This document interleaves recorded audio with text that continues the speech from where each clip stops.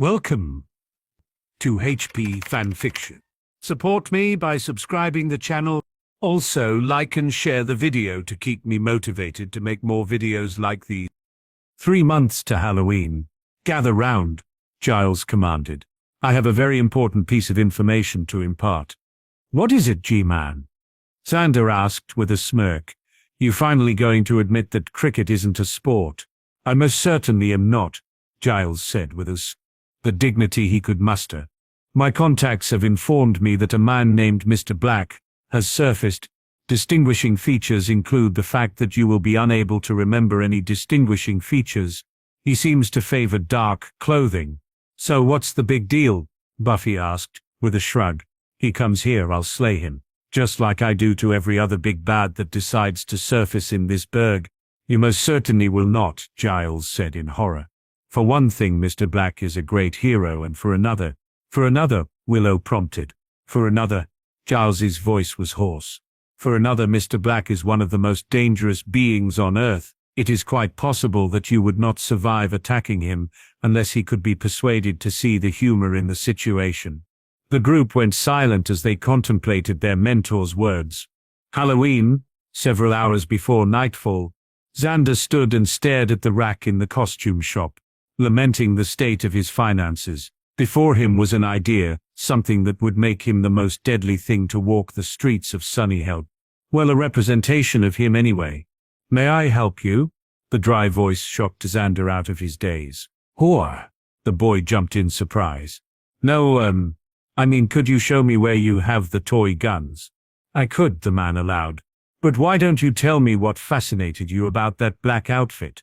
Just thinking about what I could do with it, Xander replied. Really? The man sounded interested. Forgive me, my name is Ethan, mister. Just call me Xander, the boy replied. I had an idea, but I can't afford to make it a reality, so I guess it doesn't matter. Nonsense. Ethan dismissed Xander's concerns. The clothing you were looking at was supposed to be part of the uniform for some sort of soldier or policeman, but it is useless without any of the adornments, so you may have it. Was there anything else you had your eye on? A couple things, Xander agreed. Why? Because this corner of the store is reserved for items that have lost their context, Ethan explained. You may have them if you like. What's the catch? Xander asked wearily. The catch is that I avoid paying the trash man to take them away, Ethan replied. It also allows me to avoid throwing them out. My mother would have never let me hear the end of it if she were alive to find out. Thanks, Xander said simply. No need to thank me, Ethan interrupted with a grin. As I've explained, you are doing me as much a service by taking them as I am by providing them to you. Xander spent several minutes gathering an assortment of items before taking them up to the cash register. I must admit, Ethan said, as he poked through Xander's pile of items, I can think of no way that you could combine these items into a working costume. Why don't I stop by tomorrow? Xander suggested to tell you what I dressed as. It's no fun to just tell you. I agree, Ethan said quickly. Tomorrow then. Xander passed the next few hours modifying a few of the items to suit his costume, and in what seemed like no time at all he was standing in front of the Summers house. Hello, Xander, Joyce said as she answered the door. Good evening, Xander replied, without emotion. I am here to meet with Elizabeth and Willow. Are they available? They'll be down in a few minutes, Joyce replied. Who are you dressed as? No one important, Xander replied with a small smile. Just a man on vacation. I see, Joyce frowned. I guess that's more original than... Joyce cut off as she noticed her daughter descending the stairs. Buffy. Xander froze. That was not what his character would do. Ahem, I mean, you made an excellent choice, Elizabeth. Thank you, Buffy accepted the compliment with an odd look on her face. But wait until you see what Willow dressed as. Casper is right behind you, Elizabeth, Xander replied. And I have to say that of all the ghosts I've met, she is one of the more memorable. Exoranda, Willow said with a blush. Who are you dressed as? As I told Joyce, Xander said. I am no one of importance, just a man on vacation. Okay, Willow said, with a frown. There was something about Xander's description that tickled the edge of her memory. Oh well, it couldn't be important, could it? If we are all quite finished. Xander spoke calmly. Then I would suggest that we go to the school. The group walked to the school and picked up their charges for the night. Hello, children. Xander's face was impassive as he spoke. I will be your caretaker for the night. I would suggest that you look as sad and lonely as you can. If you do, then I think that you will find it an effective tactic. Another possible tactic is to say that you were missed. However, I would not suggest using that tactic unless the potential reward was worth the risk. Harry took a slow look around. Something had brought him to this town beset by monsters, and he was going to find out what, and then kill it. Xander! A shout interrupted the man's musings. Thank God I found you. Something terrible has happened. Indeed it has. Harry agreed. You have died and become a spirit. Stop kidding around, Willow snapped. You've turned into your costume, haven't you? Harry gave himself a quick examination. It appears that I'm inhabiting someone else's body. If you will excuse me, I am going to follow the trail of magic back to its source. Willow watched as her best friend, no, the thing in her best friend's body, walked off into the night. What am I going to do now? The redhead asked herself.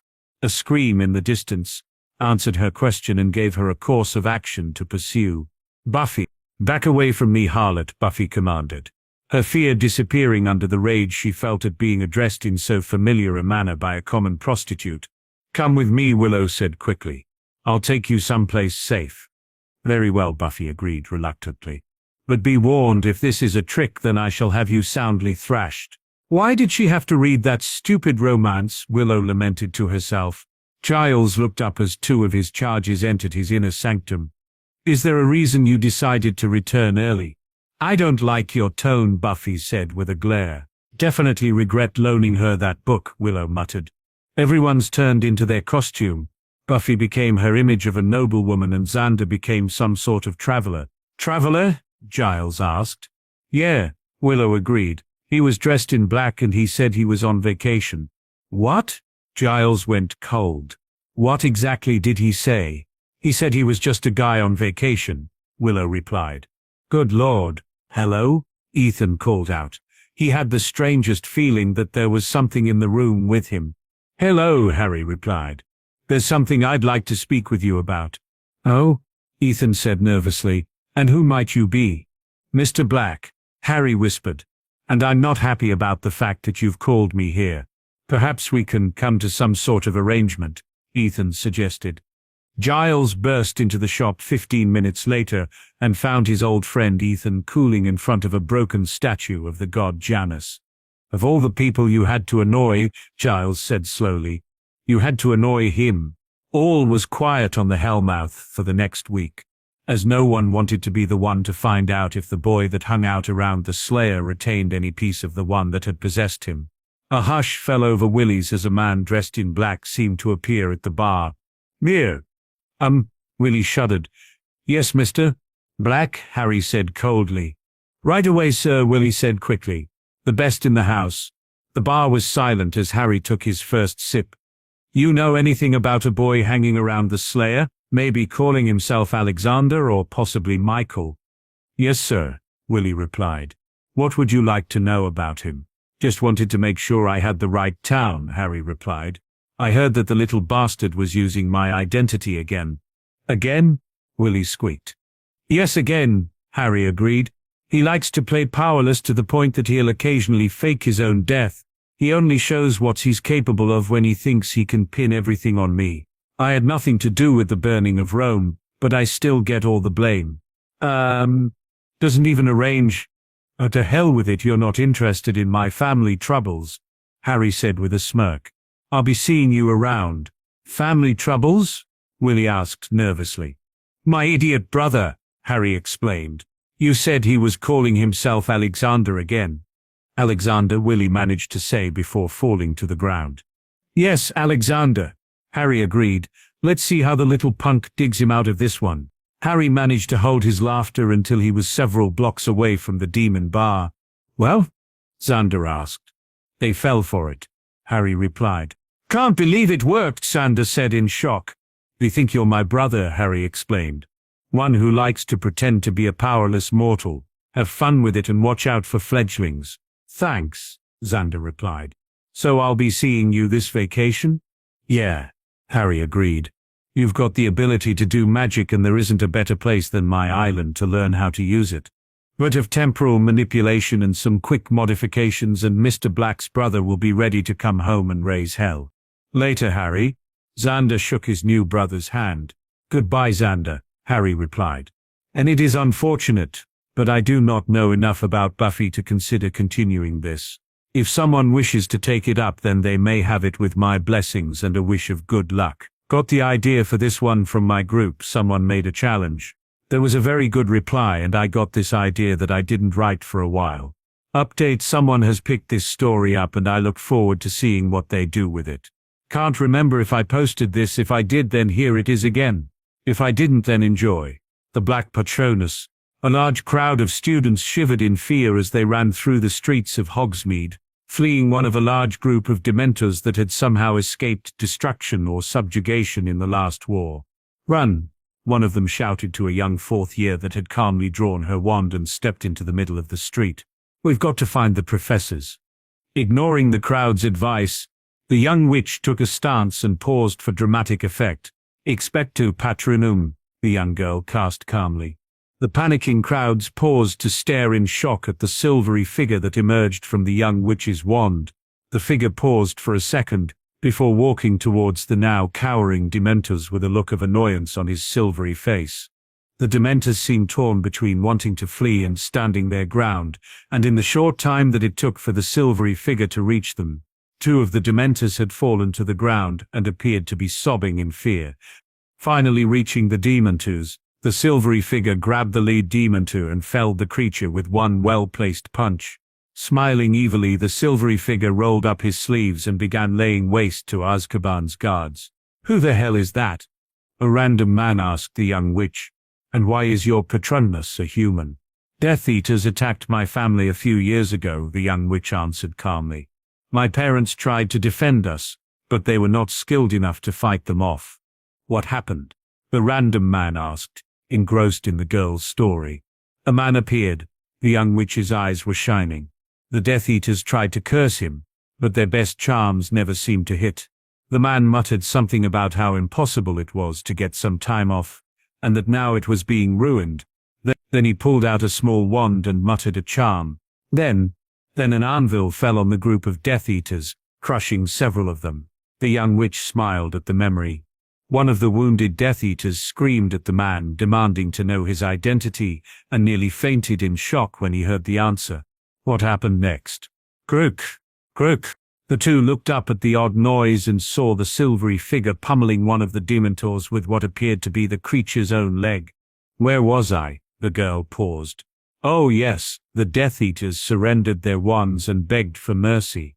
I also believe that several of them lost bladder control. After that the man stunned the Death Eaters and walked away. I never saw him again. What was his name? The random wizard asked, possessed by an urgent need to know. Mr. Black, the witch smirked. They say that a Patronus charm is a representation of all one's positive thoughts in the form of the creature, a guardian spirit if you will. And nothing makes me feel safer than the thought that Mr. Black is in the world, the young witch replied with a shrug. No one that hasn't seen him in action can possibly imagine how. I guess that it's hard to explain, but the result is that I have one of the strongest Patronus in history, in a form that even Dementors know to fear. My God. The man stared in shock. You don't suppose? I don't suppose what? You don't suppose that your Patronus might actually be Mr. Black? The man's eyes widened. We know that he can't be human. I don't know. The girl shrugged.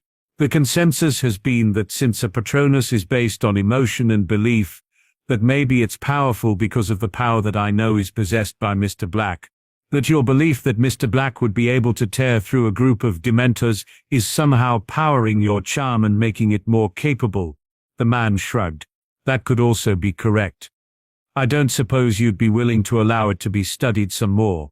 I don't mind. The girl ducked to avoid a particularly large chunk of Dementor. Give me your card and I'll get back to you. Onake? Belief. Harry awoke in a dark and formless void. The last thing he remembered, he was drifting off to sleep, and now he had woken up somewhere strange. "Where am I?" Harry asked. "Nowhere," a dark raspy voice replied. "Or possibly in nothingness. It's really hard to explain." "'Cause you were nice, Scythe," Harry said in admiration. "Thank you," a dark figure in black robes replied. "I've also admired yours. Looks like it has a very comfortable handle." "I'm dead then?" Harry asked the chap in the dark robes and menacing scythe.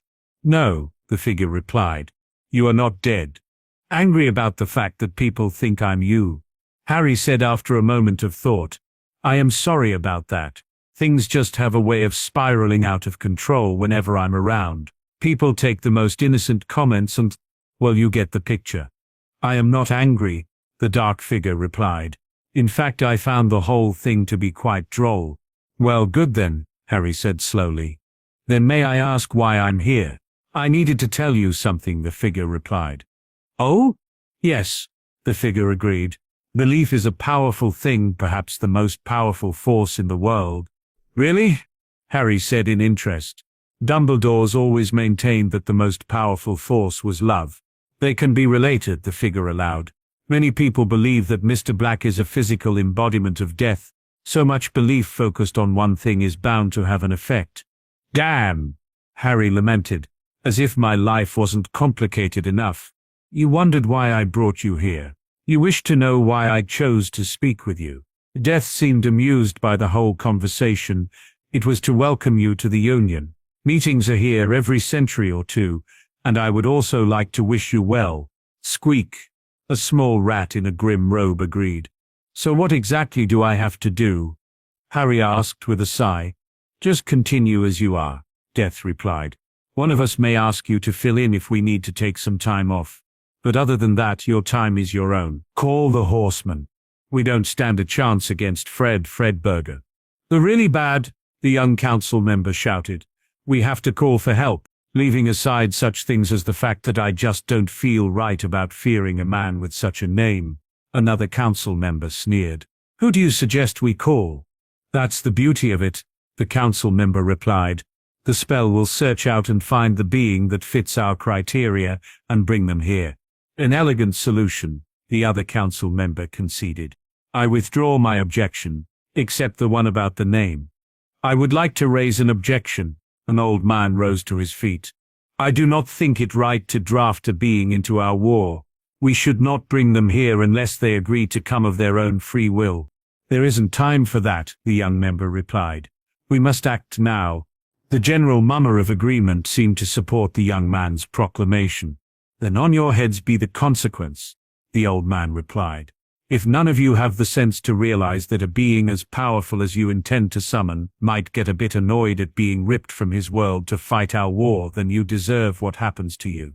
Any being picked up by my spell would be noble enough to see our need and help us," the young man retorted. "And I propose that we conduct the ceremony right now. I wash my hands of this." The old man stepped back. "And I would advise all of you to do the same." "I agree," one of the other members said suddenly. "I will take no part in this foolishness." A few moments of silence made it clear that the two dissenters were the only voices of sanity, and the council began their ritual of summoning. "So," the old man asked, as they watched the younger council members conduct their foolishness, "why did you decide not to help them?" "My old arms master," the other man replied.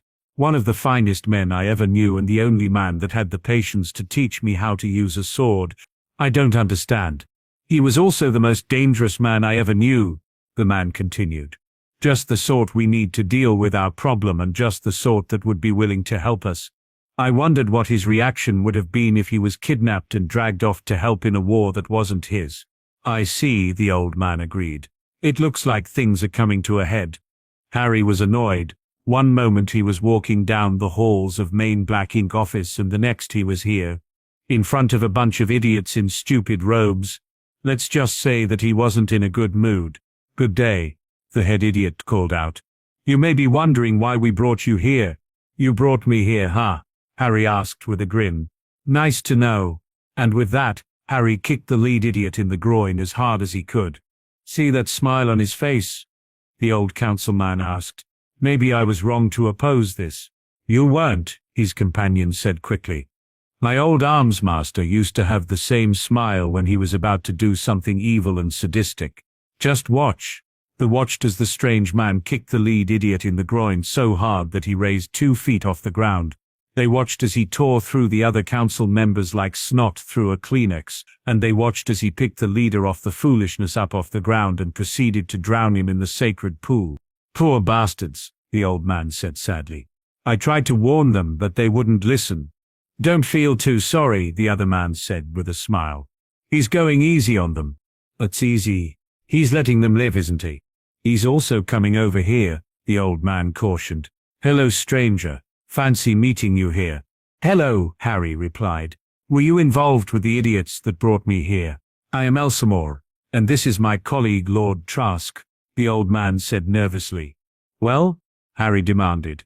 We are part of the same council, but we both argued against it, Trask said quickly, and refused to have any part of it.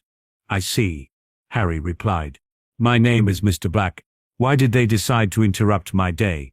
There is a great evil in the land, Elsamore began. An evil that none have been able to stop. And they want me to stop it, Harry finished. That would be nice, Trask agreed. But I think I speak for the both of us when I say that we'd be just as happy if you let us live, without doing to us what you did to the rest of the council, Elsamore added quickly. It'd be nice to have the option of having more children in the future if the opportunity arises. What's in it for me?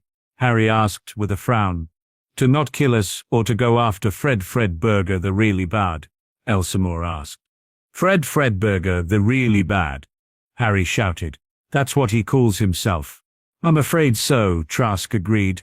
I think half the reason he went bad was because of what his mother decided to name him. Who can blame him? Harry said in shock. There was this one guy, but he named himself that. Man, what a rough thing to get stuck with. Back to the original subject.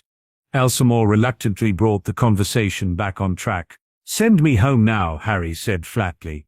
And I won't paint the room red with your blood. How's that sound? Strict but fair, Trask said quickly. I agree, Elsamore agreed. But the only one that knows how to do that is currently face down in that pool. Harry walked over to the pool and pulled the man out. I know you're not dead yet, but I can fix that if you don't tell me what I want to know.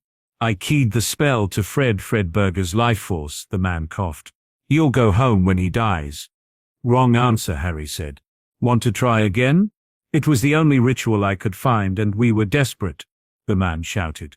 I'm sorry, I thought you'd be glad to help. Any gladness I might have felt disappeared the second you decided to bring me here without asking, Harry retorted. Dropping the man, Harry turned back to Elsamore and Trask. Show me the nearest library and get me copies of every book and bit of information you can find, and I'll try to forget what I promised to do if you didn't send me home. Right away, sir, Elsamore agreed. Just follow us, Trask agreed. Harry spent the next 2 weeks copying every bit of magical knowledge he could find into a magically expanded book that he'd just happened to pick up before he came to this frigging world. I hope I'm not disturbing you, Trask said in greeting. But have you given any thought to the Fredberger situation? No, but I've given a bit of thought to getting a piece of pie, Harry retorted. If you'll excuse me. Trask's heart sunk as he watched Harry walk out of the room. Damn, he muttered himself. Trask walked out of the library and went off to meet his colleague. Well? Elsamore demanded. What did he say? He said that he was going to get a piece of pie, Trask replied, and then he walked out of the library. I see. Elsamore began. Were you aware that Mr. Black has copied every bit of information in the library and in my own personal collection, along with the collections of every other council member and everyone else we could contact, along with every other book that any of us could find? Then it's only a matter of time before... Trask trailed off. That's what I thought too, Elsamore agreed. Until I got this message. It arrived just before you came in. What does it say? Trask demanded. Fredberger. The really bad suffered an unfortunate accident just after you spoke to Mr. Black, Elsamore said proudly. He fell down the stairs in his fortress 3 times, then he fell out a window into a river and down a waterfall. Lucky for him he was rescued by a fishwife. She fed him and he choked to death on his meal. A fish pie. So, our problems are solved, Elsamore finished. Happy day. Let's get on with the ritual to send Mr. Black home then, Trask suggested. Without delay. I couldn't agree more, Elsmore agreed. Harry was walking down the street towards his favorite place to get a pie when he felt an odd sensation. What the hell? He shouted. What the hell what? Henchgirl asked. And how did you just appear in my shower like that? Harry got an eyeful and immediately slapped his hand over his eyes. Sorry about that. I was pulled to another dimension where I was drafted to fight an incompetent evil and I just got back. Ah, Henchgirl nodded. So what you're saying is that I forgot to ward against traveling through parallel dimensions. Thanks. Pass the soap, would you? Okay, Harry agreed. I'll just be going then. Don't leave on account of me, Henchgirl said absently. So tell me about this dimension you went to. Okay. Harry sat on a corner of the tub with his back to his friend. It all started when, and this was all based on an idea on my group by David about Harry using the room of requirements, get help. And I got the notion that powerful beings that can help would be annoyed at being ripped from whatever they were doing to help a bunch of kids. Many years later. Sir, a young Auror knocked on the head of Magical Law Enforcement's door. We found him. Found who? The chief looked up with an odd expression on his face. The Dark Lord. The Auror checked his notes. Snodrad? What happened? He was sitting at his desk when we stormed in. The Auror licked his lips. It looked like he took his wand and shoved it into the side of his own head. I've never seen anything like it. Write up that he annoyed the wrong man and file it in the Black Room, the chief nodded. Looks like he found out about the bigger fish the hard way. I thought they said that he was just a myth. The Auror blinked, that they made up the stories about him to cover for black ink. That someone like him can't be real. I was there when we went after Voldemort. The chief sighed. All we found was dead minions and a note. A note, it said. The chief took a deep breath. He annoyed me. See that you don't. Because a new book came out. The Fulian Black. Due to a series of misfortunes involving the professor, an odd device and a fight over who got the last slice of pizza, and Harry still maintained that using an odd device to win an argument was cheating. Harry had once again been tossed out of his world and into another, knowing that it would be some time the professor got around to eating the last piece of pizza, which would cause him to have to endure an enraged henchgirl's savage beating, and as a consequence have to recover before he could remember Harry's plight and set about finding ways to bring him home. Again, Harry had decided to join one of the local military organizations to pass the time, which was how he found himself standing in front of an imposing man in a black uniform. Afternoon, Harry said, with a grin. The name's Mr. Black. Mr. Chief Warrant Officer Black. Harry explained. Call me Mr. Black. Chief Black just sounds odd to me. Right, the man agreed with a grin. And why did they feel the need to send you to my command? Don't get me wrong. I'm happy to have you, but I don't recall requesting a meet. What was it you did again? I'm what you could call a problem solver, Harry replied. And as for why they sent me, well, to be honest, they probably sent me here hoping that I'd kill you. Harry explained quietly. My last few commanders died in horrible accidents. I didn't have anything to do with it, but rumor has it that I'm some sort of psycho killer, or that I'm bad luck. Well, I'm sure that we'll find a use for you, the man continued. Everyone has a place in a mega company. Thanks, Harry replied. Good to know that. What was your name again? Fuel, the man replied. But you can call me Major Jester. Pleased to meet you, Harry said with a grin. Hopefully you'll last longer than my last few commanders. If you don't mind my asking, Fueler began. Ask away. Why haven't you been drummed out of the Legion if they think you've been killing off your commanding officers? I guess it would be because they don't want a scandal, Harry answered after a moment of thought. My first commander was a serial killer that was hiding from the law, the second was a mob hitman and so on. It was easier for the brass to just pretend that nothing had happened and to transfer me to the next unit. I see. I'm sorry to hear that you've been shuffled from command to command, Fueler said with a kind smile. Several of the others have experienced the same sort of thing and they've found a home with the Omega mob. I don't mind, Harry said with a shrug. I joined because I figured that the Legion was the best way to see the galaxy. So far I've been right. Make by Louis Lathana. 13-year-old Caroline Blake was going down the street in Sydney, humming something happily. Suddenly a man jumped from around a corner and grabbed a pink purse she was holding. Before she could utter a word, he started running away. Oh no, she sighed. Not now. The man was already around the corner. Suddenly a lightning came out of a blue sky and hit him. He fell to the ground, accidentally breaking a large bottle of acid that happened to be lying on the street. Before he could as much as moan, a dozen of bricks fell on him from the roof of the nearby house. Excuse me, but some man stole my purse. The girl reported to 2 policemen. He went into that alley. He did, didn't he, Carrie? Now let's go and see. They went into the alley only to see the body on the unfortunate thief with only one hand untouched. In this hand there was still a purse. It's 8 this month. Listen, Carrie. Could you tell your parents not to let you wander alone so much? The report started getting boring. Well, they are busy with Nellie, Bruce, Willie and Nat, and it's not like it's dangerous. She looked at her watch. I'm sorry, but I have to go. My godfather promised to come and take me to the cinema. See you next time. Well, at least this one is easier than the one who accidentally fell into a barrel of honey, was run over by a truck, pressed by the tree and eaten by ants. True. If we hurry, we will still have time to go for a drink after we're done with him.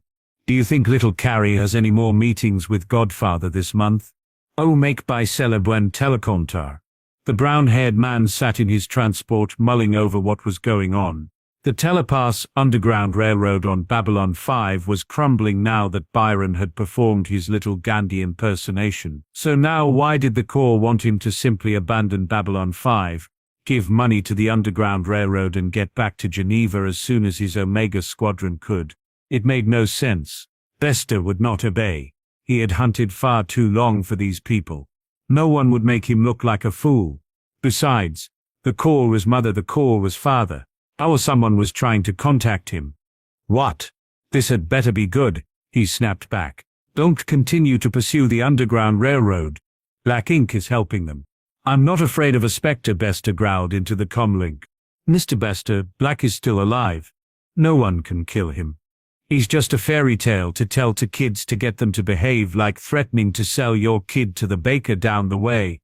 In that case, why is one of Mr. Black's descendants following every move you make? One of Mr. Black's descendants? Who is this person? Captain Susan Ivanova of the EAS Bosiphilus.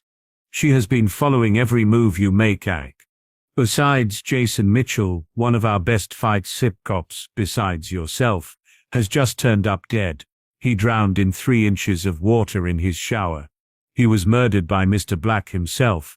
I won't back down, Bester snapped in reply. Really? The new voice was chilling and cold. Bester froze. The voice had an unidentifiable accent to it, and seemed like it was the very epitome of death and destruction. Who is this? Bester snarled. Mr. Black, leave the Underground Railroad alone, Bester. You wouldn't want to have an accident, would you? Poor Fiona and Matthew Dexter, the leaders of the telepathic resistance. They had such high hopes for their son. It's too bad that he was raised as a killer, and too bad that I have to kill him. Goodbye, Stephen Dexter. Alfred Bester. What the? How the hell you can't? Bester sputtered. Bester sat back with a thud into his seat. Come about, he snapped to his Black Omega Squadron. Sir, we're going to help the telepaths. It's not too late to change. Bester turned his ship, smiling for once, and ready to turn over a new leaf in his life. He was now who he was meant to be, the son of the leaders of the telepath resistance. He nodded to the screen. Thank you, Mr. Black, he sent to the enigmatic deathless assassin. You're welcome, Stephen. Help them, for they are human too, a voice whispered in his brain. Bester smiled. He was finally coming home. A black disc. May I have a moment of your time, Mr. Black? Harry glanced over at the scythe-bearing figure. Sure, what can I do for you? Would it be possible to take over for me for a few hours? I have an errand that I would like to do. What about that granddaughter of yours? Harry asked. The one that usually subs for you. I'm trying to arrange a surprise for her. Death replied. And asking her would ruin the surprise. No problem, Harry agreed. When do you want me to fill in? As soon as possible, Death said. I am afraid that I only recently learned what I had to do. Just let me grab a few things and we can be on our way, Harry said quickly. Susan's eyes narrowed as she saw something out of the corner of her eye and frowned deeply when her eyes vivied her deepest fears. I'd hoped that he'd have learned the first time, she said in disappointment, as she set out towards the cloaked figure. Something I can do for you? Harry asked with a lazy grin. Where's your master? Susan demanded. Master? Harry rubbed his chin. Don't think I've got one of those. My grandfather, where is he? Susan growled. Not sure what you're talking about, Harry said absently while checking his watch. Now listen here, Susan began with false calm. Excuse me, Harry pulled a small horse figurine out of his pocket. I've got an appointment I've got to keep. That's not Binky, Susan gasped.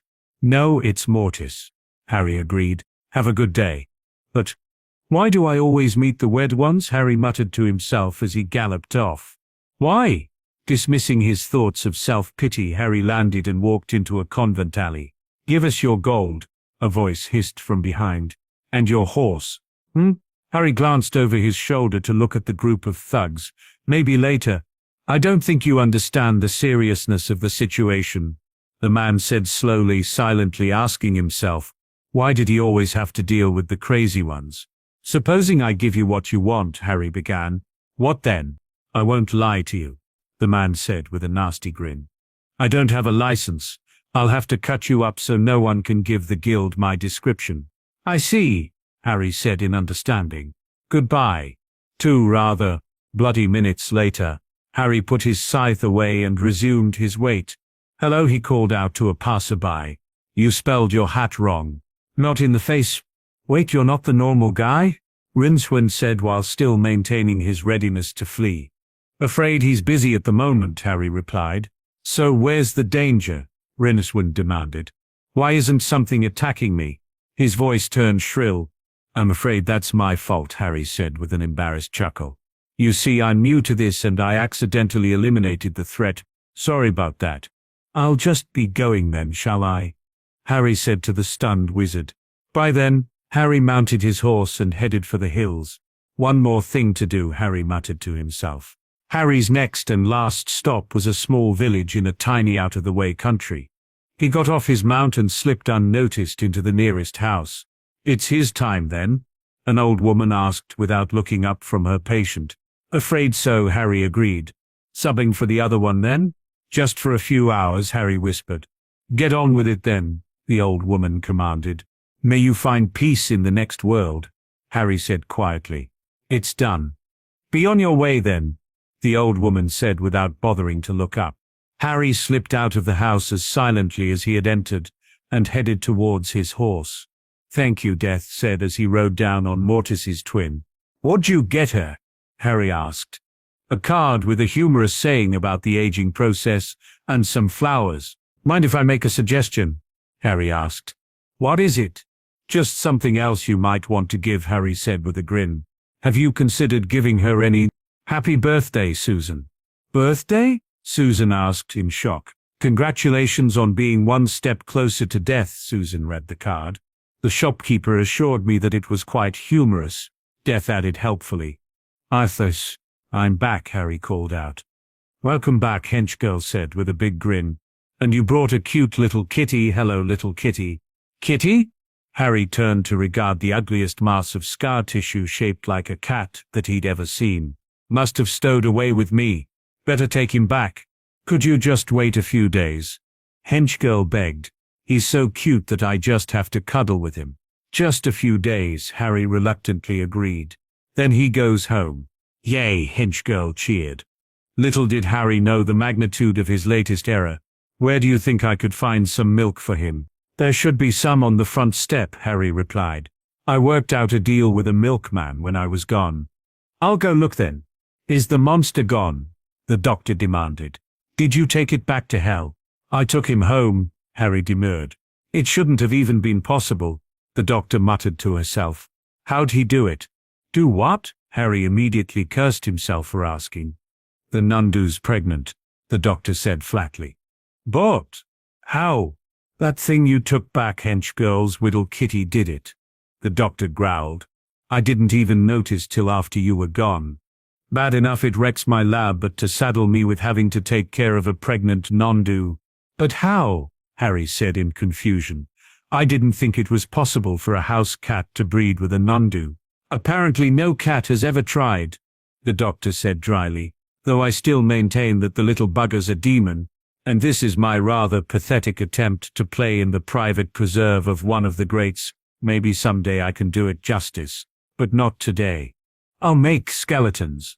What's this potion do again? Harry demanded. It's an invisibility potion. It makes you invisible, hench girl replied with a perky smile.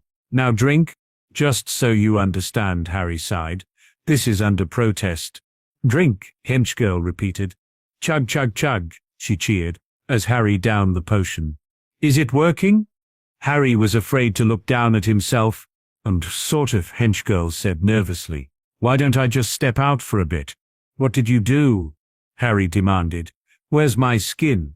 It's still there, hench girl said with a smile. It's just invisible. Why are my organs disappearing? They're not disappearing, hench girl said with a huff. They're just invisible. Oh, Harry said in relief. I suppose my bones are next. I suppose my bones are next.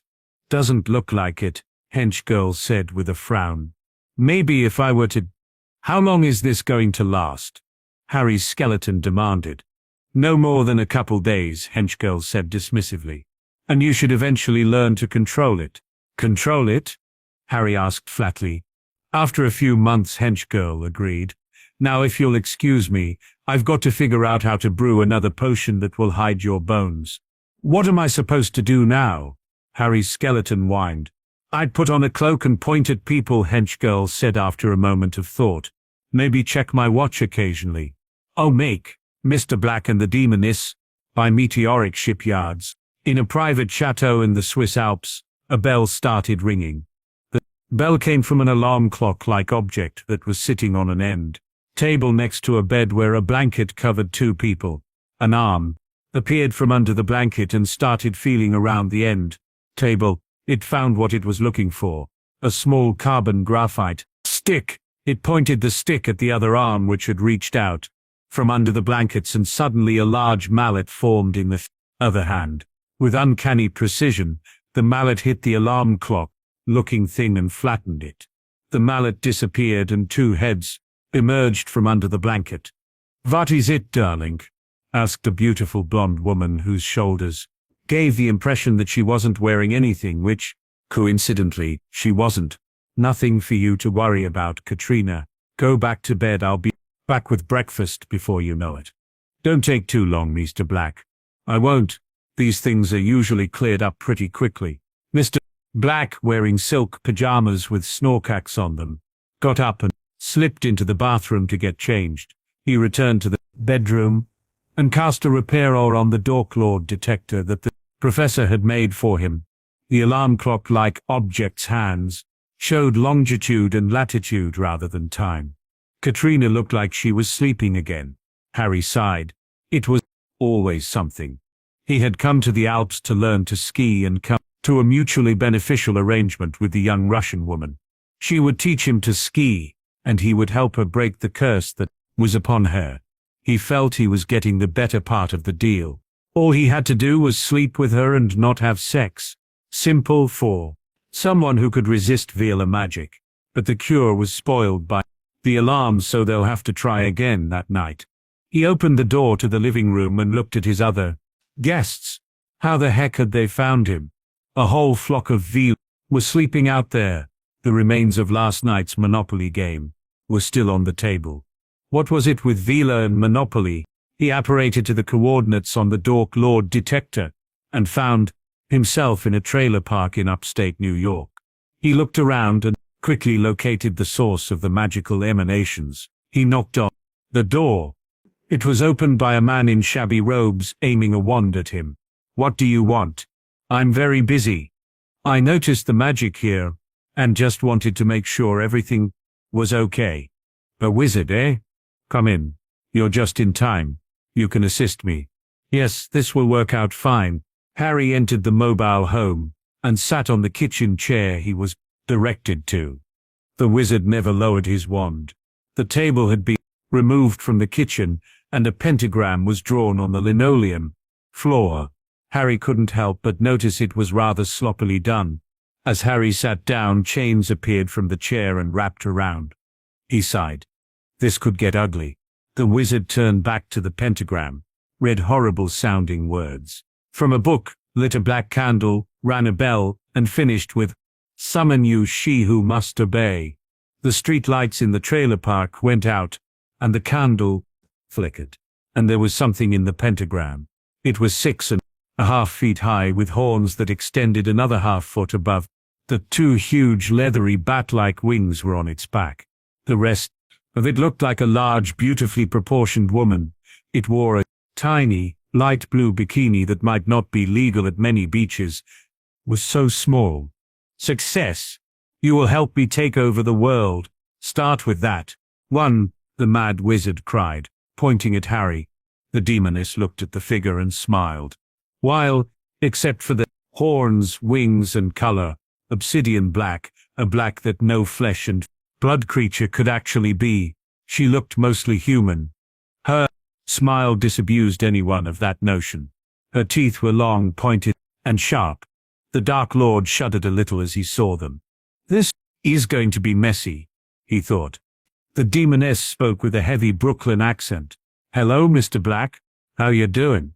Same as always, it seems. I just can't seem to get a vacation in. New outfit? Yeah, noticed. Yeah, I quit Helly's. The bums just don't tip there. I like waitressing and all, but I could barely afford the rent. Got a job with Marbell now. I'm a switchboard operator.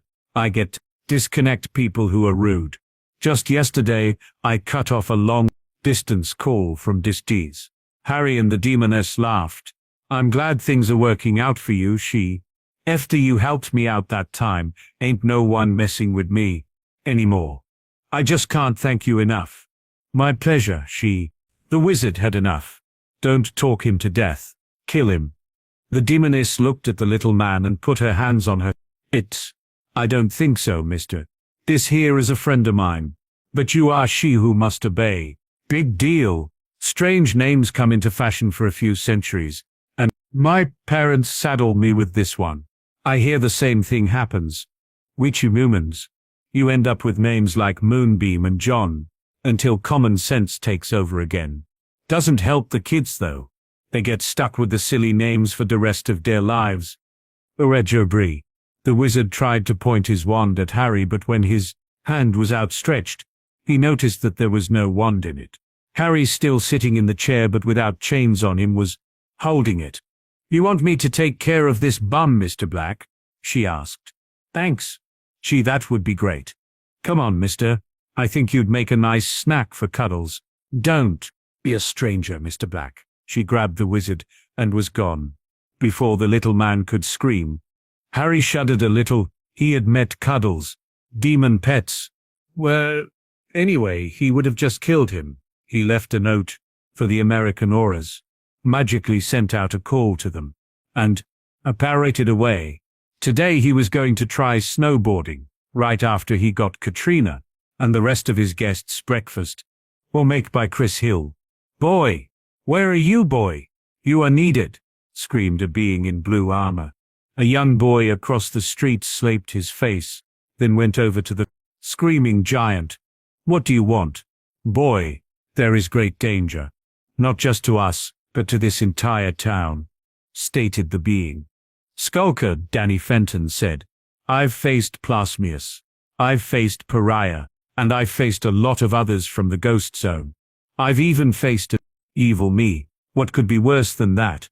Child, while we may battle, there is a secret that I've never told. You indeed. You are worthy of learning the secret where Plasmius is. Not, we battle to prevent boredom. Do you think, as untrained as you are, you would really have a chance against all of us?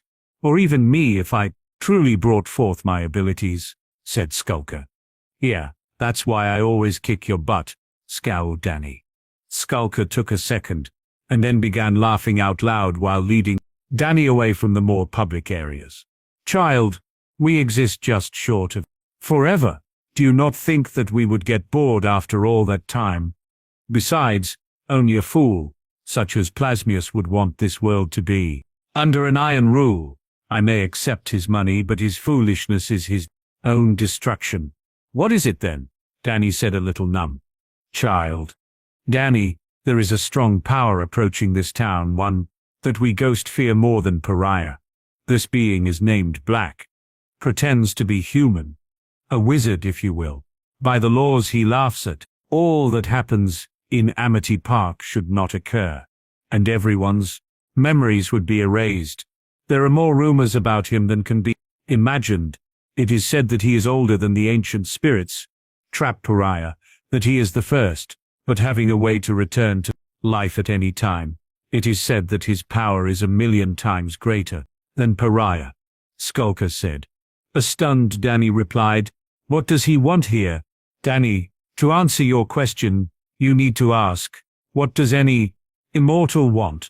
Truthfully, I think that he wants to see one ghost who named himself Voldemort to suffer for the pain he put some mortal through. He will probably want to use your portal. If he does, let him. Do not endanger yourself, Skulker warned.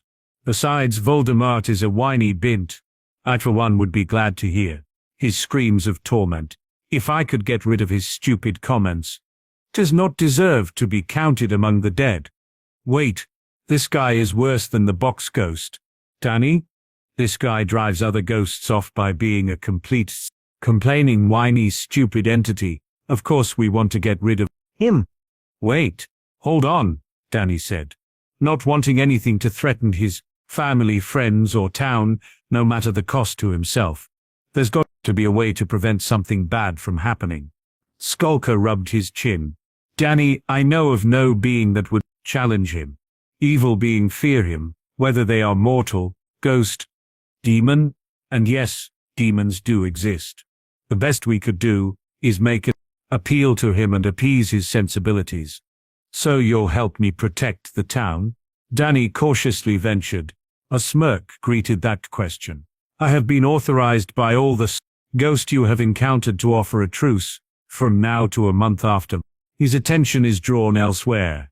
You will not abandon the mortals. No matter what happens, we know this. It was predicted by everyone that knows you, and we respect this. Skulker looked around to see if anyone or anything was listening. Do me a favor, ghost child. Do not let the mortals you associate with to know the truth of why I battle, or allow them to know the respect that I have for you, and that you have for me. It is better that they are cautious, and will protect themselves against those who are truly evil, such as pariah. It is a strength that they will need. One more thing.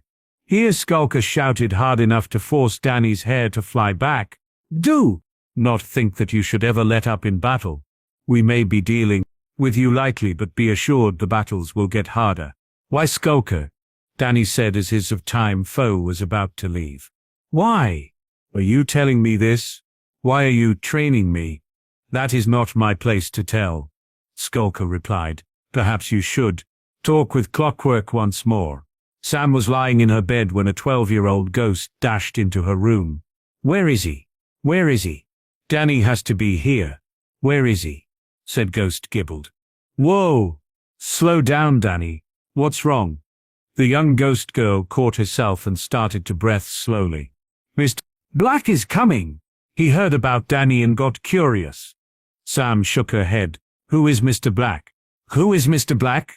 The panicked ghost girl said, looking around. That might explain things. She grabbed it and opened it up to a plate.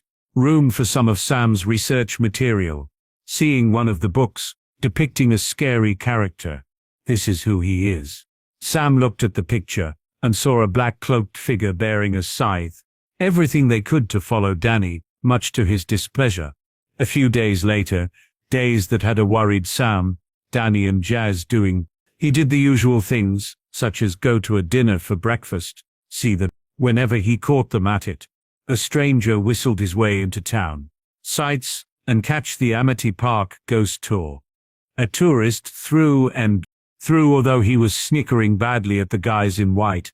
Later that afternoon, he started to visit areas that normal people would not be allowed in. This pissed off the guys in white, which room for some of Sam's research material.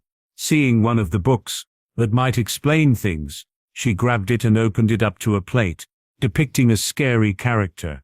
This is who he is. Sam looked at the picture and saw a black-cloaked figure bearing a scythe. A few days later, days that had a worried Sam, Danny and Jazz doing everything they could to follow Danny, much to his displeasure. Whenever he caught them at it, a stranger whistled his way into town. He did the usual things, such as go to a dinner for breakfast, see the sights, and catch the Amity Park ghost tour. A tourist through and through, although he was snickering badly at the guys in white. Later that afternoon, he started to visit areas that normal people would not be allowed in. This pissed off the guys in white, which prompted a personal visit by him to their headquarters. Nobody said what happened, but suddenly the guys in white were all smiles, forced smiles, but smiles, as they were being audited by a person the man left behind. This person dressed in black was going through every one of their receipts and disallowing so many of them that the threat of diminished funding was becoming overwhelming. May I ask what it is that you are buying that takes up approximately a quarter of an $8 billion budget? The auditor without a recognizable face asked. One of the two guys in white answered, "You will need to file Anno 7D in triplicate along with Information Request Form 877A, Information Release Form 9437B to get the necessary forms to file. Receive that information." The auditor was getting angry. So far, no matter what he needed, it seemed there was a form that required a form to get a form, to fill out a form to receive the original form in order to get the information. Right. In that case, I'm going to have $1 billion removed from your budget. It's obvious that it takes that amount of dead trees to get simple information. The two agents looked at each other. Detergent. It's for detergent we need to keep our suits white as per department regulations. Now we're getting somewhere, the auditor said, under his breath. Almost $2 billion for detergent for 100 agents. What you do to your suits, eat garbage with them on. I'll allow $250,000 for the year. That should get you dry cleaning every day. Of the year for all of your people, which means that you've seriously overspent on just that department.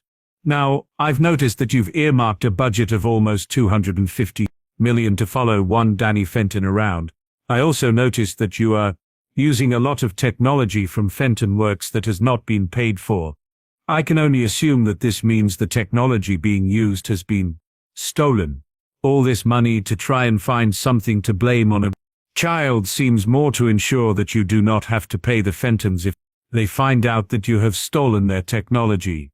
That budget will be slashed to $100, and you will comply with federal regulations, which means that you owe the Fentons 10 times what it would have originally cost if you had just purchased the technology originally or obtained the rights to use it. You will be paying them as a purchase of the technology and use only what they will allow you to.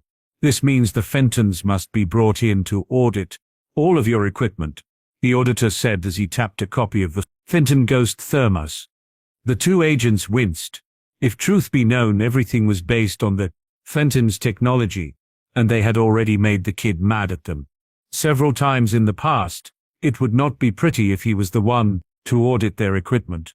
What if we set it up as a college fund for the kids? Possible, I agree. In this case, your former target, Danny Fenton, will be the one to conduct the audit. He smiled at the obvious winces and clenched hands that the two agents in front of him made. It was so nice to catch them in wrongdoing. A big part of the mob was catching governments going overboard. Getting to that, you've listed Fenton and his friends as allies of this Danny Phantom. Since you are stopping this persecution, you will allow Phantom and his allies full governmental protection. This means no chasing him, hounding him, or going after him. In fact, I think he will make an excellent boss of your organization. Once I talk with the people back in Washington, In the meantime, I have contacted COCDO and have gotten their permission to have one of their best agents assigned here to help you determine what to do. Sir, the idiot's right. Going after the bad guys was okay, but going after the good guys? It was England all over again. Besides, Phantom was a ghost, and that meant that he was magical. Control? The agent on the right opened his eyes wide. Is this a joke? Control doesn't exist. Strange of you to say that. Maxwell Smart Agent 86 will be in charge of the guys in white until such a time as your budget and organization are fully reviewed with the president. The auditor smirked as he took a bite of the excellent strawberry shortcake that he had been served. A word of caution. He is better than the cover story we made for him, although he does speak in all of those cliches that we used on the show. The agent on the left winced and then almost groveled as he fought to keep his $8 billion budget. This was important. If they lost the Phantom case, then their budget would be reduced to a ridiculous $2 billion, especially if the Fentons ripped apart their arsenal. Harry was having a good time in Amity Park. It was a nice place, calm, peaceful, and nothing like the reputation made it out to be. I guess the Muggles sensationalize everything out of proportion to what's actually happening.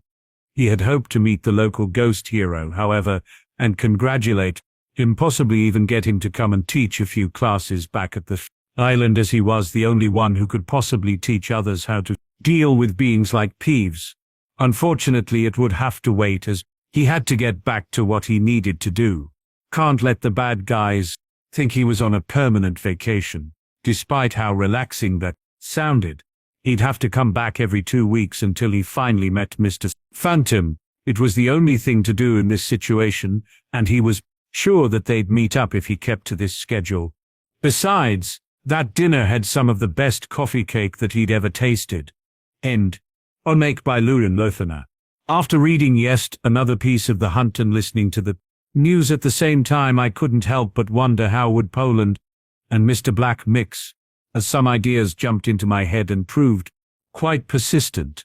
I started to write or make playing with this idea, but it started getting too long and I started doubting that anybody but Poles could understand the references I gave, so I stopped writing before it got unreadable. But since I wrote it anyway, decided to send it here, mostly in case someone here does know. Things certainly can get stranger. Consider it spamming Poland well enough for it to make some sense. I hope you won't. I still don't see why you wanted to come here, Mr. Black. I mean, hush. I have a feeling that it might be interesting. Now I'm not saying it's not a nice country. Don't need me for anything, port me down, field. But the magic in the air was so obvious that one could even...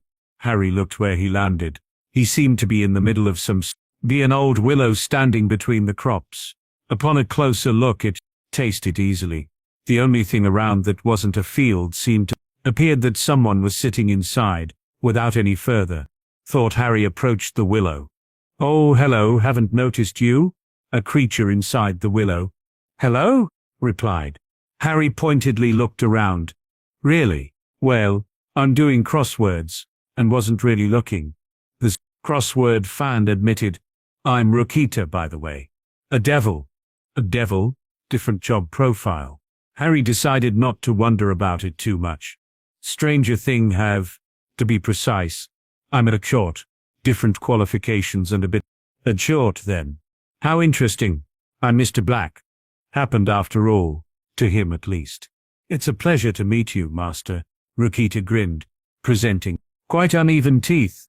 Master? Where did that come from? As I'm sure you know, Sort Department is generally responsible for chaos, mischief, and impossible happenings. Harry chose not to comment and just nodded. Someone with your skills in those fields deserves no lesser title. I'd be glad if we stick to Mr. Black, though. Naturally, Master. Pursuiter grinned. This meeting deserves celebrating. Would you care for some fruit wine? Made it myself. Why, I'm working, of course. The Sort produced 2 glasses from... Why not? So what are you doing in this willow? Somewhere, and filled them with liquid from a brown bottle. A few glass to his guest.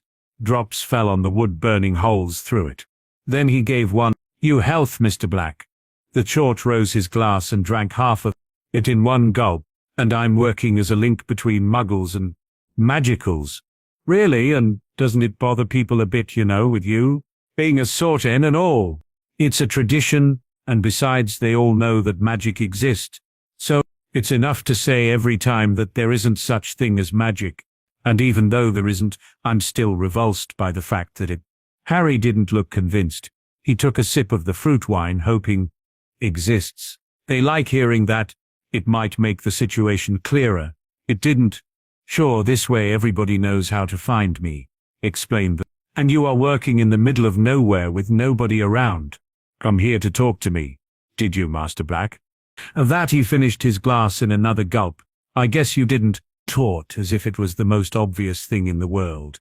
"But enough. Actually, I was just looking for a few suggestions as to what to." "One moment," the church said.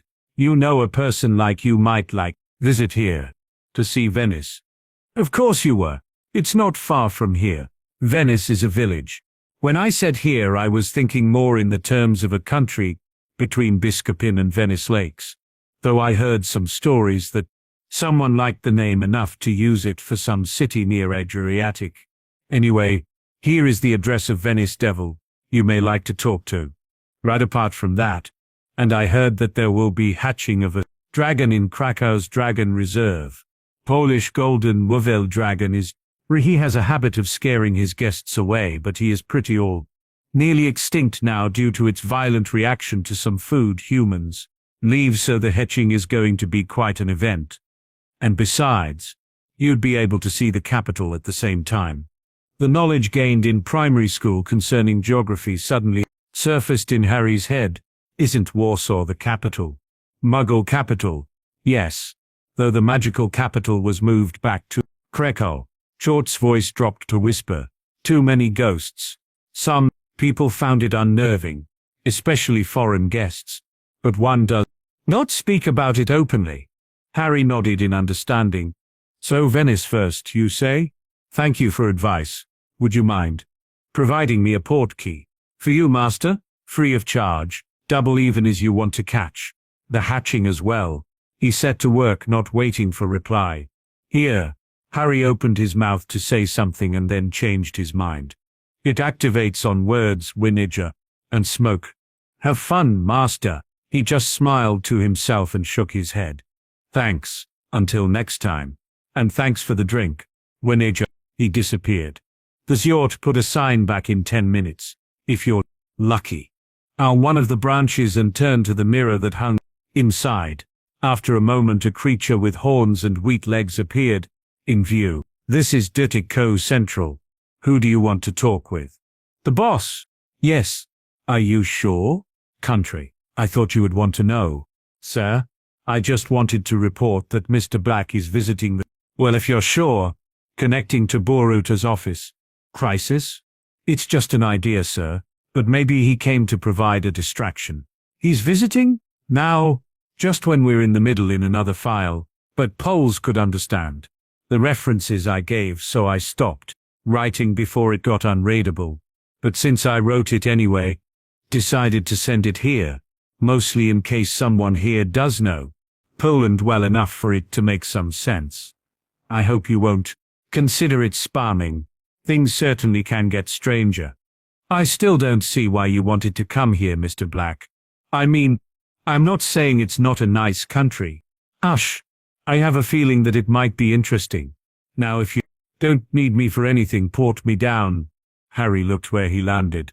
He seemed to be in the middle of some field, but the magic in the air was so obvious that one could even taste it easily. The only thing around that wasn't a field seemed to be an old willow standing between the crops. Upon a closer look, it appeared that someone was sitting inside. Without any further thought, Harry approached the willow. "Hello?" "Oh, hello, haven't noticed you." A creature inside the willow replied. Harry pointedly looked around. "Really? Well, I'm doing crosswords, and wasn't really looking." The crossword fan admitted. "I'm Rokita, by the way. A devil." "A devil? To be precise. I'm at a court. different qualifications and a bit different job profile. Harry decided not to wonder about it too much. Stranger things have happened after all, to him at least. In short, then. How interesting. I'm Mr. Black. It's a pleasure to meet you, Master. Rokita grinned, presenting quite uneven teeth. Master? Where did that come from? As I'm sure you know, Sort Department is generally responsible for chaos, mischief, and impossible happenings. Harry chose not to comment and just nodded. Someone with your skills in those fields deserves no lesser title. I'd be glad if we stick to Mr. Black, though. Naturally, Master, Pursuit grinned. This meeting deserves celebrating. Would you care for some fruit wine? Made it myself. Why not? So what are you doing in this willow? Why, I'm working, of course. The Sort produced 2 glasses from somewhere and filled them with liquid from a brown bottle. A few drops fell on the wood-burning holes through it. Then he gave 1 glass to his guest. You health, Mr. Black. The Sort rose his glass and drank half of it in one gulp. And I'm working as a link between muggles and magicals. Really, and doesn't it bother people a bit, with you being a Sort N and all? It's a tradition, and besides they all know that magic exists. So, it's enough to say every time that there isn't such thing as magic. And even though there isn't, I'm still revulsed by the fact that it exists. They like hearing that. Harry didn't look convinced. He took a sip of the fruit wine, hoping it might make the situation clearer. It didn't. And you are working in the middle of nowhere with nobody around. Sure, this way everybody knows how to find me, explained the Sort as if it was the most obvious thing in the world. But enough of that. He finished his glass in another gulp. I guess you didn't come here to talk to me, did you, Master Black? Actually, I was just looking for a few suggestions as to what to visit here. One moment, the church said. You know, a person like you might like to see Venice. When I said here, I was thinking more in the terms of a country. Of course you were. It's not far from here. Venice is a village between Biscopin and Venice Lakes. Though I heard some stories that someone liked the name enough to use it for some city near Adriatic. Anyway, here is the address of Venice Devil you may like to talk to. He has a habit of scaring his guests away, but he is pretty all right apart from that. And I heard that there will be hatching of a dragon in Krakow's Dragon Reserve. Polish golden Wawel dragon is nearly extinct now due to its violent reaction to some food humans leave, so the hatching is going to be quite an event. And besides, you'd be able to see the capital at the same time. The knowledge gained in primary school concerning geography suddenly surfaced in Harry's head. Isn't Warsaw the capital? Muggle capital? Yes. Though the magical capital was moved back to Krakow. Short's voice dropped to whisper. Too many ghosts. Some people found it unnerving, especially foreign guests. But one does not speak about it openly. Harry nodded in understanding. So Venice first, you say? Thank you for advice. Would you mind providing me a port key? For you, Master, free of charge, double even as you want to catch the hatching as well. He set to work, not waiting for reply. Here. It activates on words, Winnidger, and smoke. Have fun, Master. Harry opened his mouth to say something and then changed his mind. He just smiled to himself and shook his head. Thanks. Until next time. And thanks for the drink. Winnidger. He disappeared. The Zort put a sign back in 10 minutes. If you're lucky. On one of the branches, and turned to the mirror that hung inside. After a moment, a creature with horns and wheat legs appeared in view. This is Dirtico Central. Who do you want to talk with? The boss. Are you sure? Yes. Well, if you're sure. Connecting to Boruta's office. Sir, I just wanted to report that Mr. Black is visiting the country. I thought you would want to know. He's visiting? Now? Just when we're in the middle in another file crisis? It's just an idea, sir. But maybe he came to provide a distraction from continuous file affairs. Rokita? Yes, sir. Remind me to give you a pay rise if I don't fire you first. I'll tell everybody to look for black files. It could be fun. For that matter, I'll hint the muggles that they should start searching as Well, and you may take the day off if you want. Thank you, sir. Goodbye, sir. Rokita disconnected and disappeared from the willow, not bothering to take the sign off. At the same time, Harry was just entering ruins of some castle. According to the piece of paper he got from the Jort, this was where he could find Venetian Devil. It didn't take long until some strange noises were heard. As he stepped a bit further, the play of shadows accompanied the sound, and finally a creature half covered by shadows appeared. "Who dares to enter my castle?" the figure demanded in a voice that would be scary for anyone who didn't happen to survive a few years of potions taught by Snape. "I'm Mr. Black. Venetian Devil, I presume?" It seemed that at these words the figure lost the heart for haunting. "I don't suppose you are going to run away no matter what I do to scare you?" The figure tried. "I don't think so, though you may try inviting me to see a few albums of family photos, or photos of your cats, or both." "I don't think I have any. Sorry. But since you aren't running away, I might as well introduce myself properly while we walk to the gold chamber where I live. I'm Miko," cried Mebel the Chwaku Bitchit. "Pleasure to meet you, Mr. Black. You don't like to be addressed as Venetian Devil, I take it?" "Well, it's too official, I guess. I don't particularly mind it, but it's more of a title than actual name. All my friends call me Miko Kukuj." "Oh, here we're the Golden Chamber. I can certainly see you believe in rich furnishing, Miko-chan." The devil laughed. "Well, yes, the treasure. That's part of my problem, you know. There are 4 chambers full of treasure, but I can give it only to a person that asks me for it, and I'm obliged to scare people away. And even if someone doesn't get scared, I can't give much. It's quite annoying, actually. I'm guarding the treasures for centuries, and I can't even get a proper vacation because of that." Harry looked sympathetic. "Can't anything be arranged?" "No. Sitting here all alone is giving boredom a whole new definition. And I actually like giving presents to those that actually need them, you see. Only people seem to be giving up too easily lately. You're the first person to come here in half a year. And have you considered perhaps making some sort of stipendium program?" "What do you mean?" "An organized from out of what you said. Only instead of all those special effects, you'd use one of the above chambers to interview applicants. An interview like that can be stressful enough to consider your job done.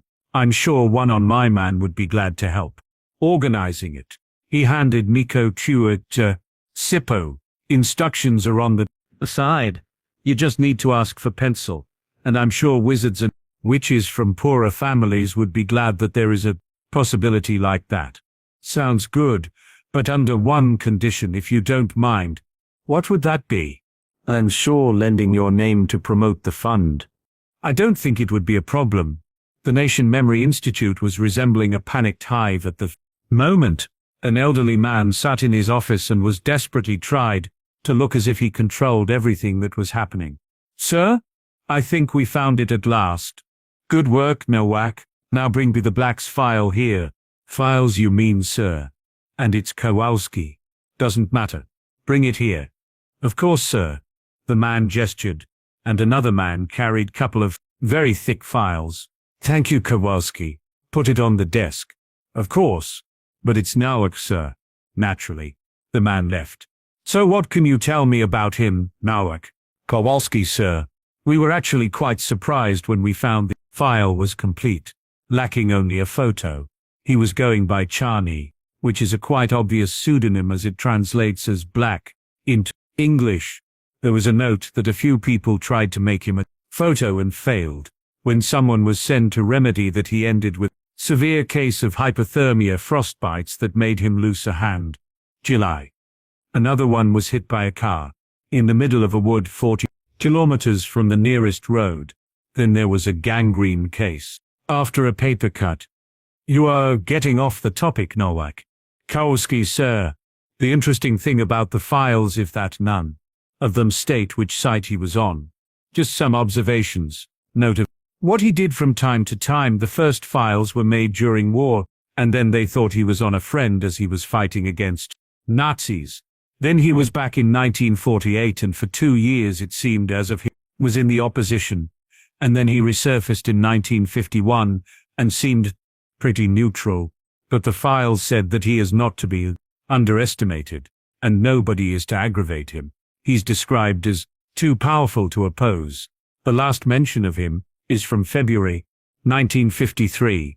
He left the country to go to USSR. He was heard mentioning that he has a meeting with a very important person in Moscow. Supposedly he never came back. Any idea who this person was? Well, on one other occasion he mentioned that he knows Stalin. Personally so. Kowalski quickly made some connections. But, sir, think that not annoying this person was one of the smartest moves made by PZPR. This is Mr. Black to ground control. This is Major Tom to ground control. Tell my wife I love her very much. She knows. This is ground control to Major Tom. Your circuit's dead. There's something wrong.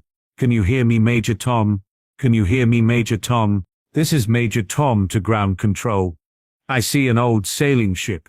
My God, it's the Trenman Flay. Then too. He's gone, sir, the tech said sadly. Are you sure?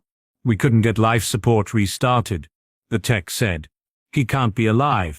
The ship just disappeared, another tech said oddly. This can't be right. It just disappeared. I'll go tell his wife, the mission commander said. Find out what went wrong. I don't want to lose any more people. Could you come up here for a moment, Mr. Black? Hench girl called out. I think you need to see this. What is it? Harry asked as he stepped onto the deck. It looks like there's something wrong with that ship over there, Hench girl replied. Should we rescue them? Law of the sea, Harry agreed. We draw lots to decide who gets eaten. The professor said oddly. Not that one, Harry said. The other one, the one about rescue. We rescue him and he works off his passage, the professor said firmly. Right. I think we can forget the part about making him work off his passage, Harry said mildly. Bring him aboard, might as well grab that ship of his too. Got it, Hench girl agreed. He's with the doctor right now. I'll be in my quarters, Harry said with a yawn. I'm going back to sleep. Good night, Hench girl said. Well, the professor checked to make sure Harry was long gone. Do you think they'd mind if we had a little look at their ship before we returned it? I'm sure they wouldn't mind, Hench girl agreed. Let's get to it. Where am I? Major Tom gasped. Am I dead? I see an angel. You're married, the doctor said with a smile.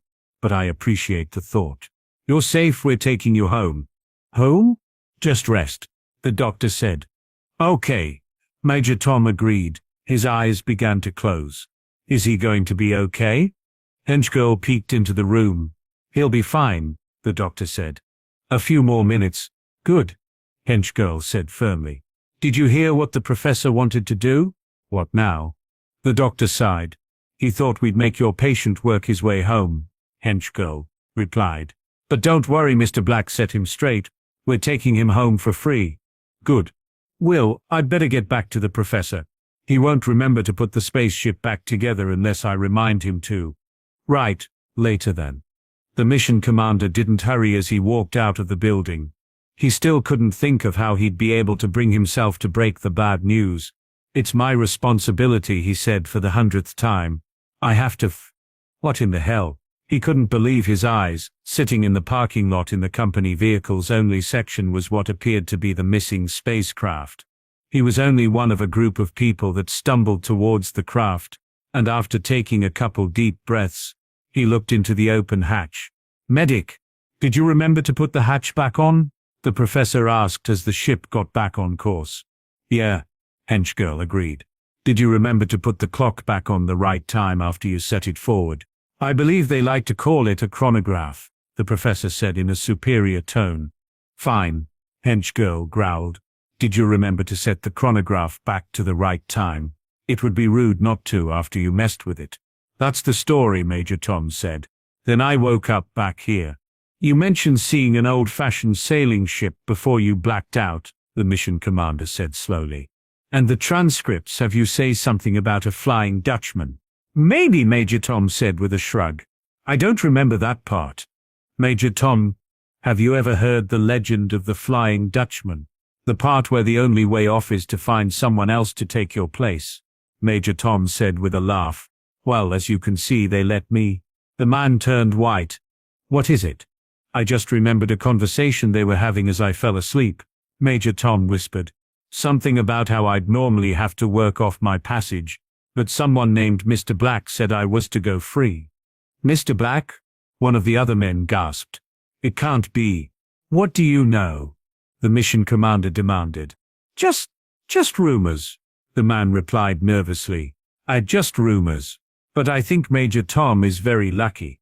According to what I've heard, Major Tom is one of a very small number of people that have been taken by Mr. Black and allowed to return. We'll get back to that later, the mission commander said firmly. Next item on the agenda, does anyone have any idea how the chronograph could have malfunctioned so badly? What happened to it? Major Tom asked. If it's correct, the mission commander said with a laugh, you've been gone almost 500 years. If it involves Mr. Black, the chronograph might not be wrong,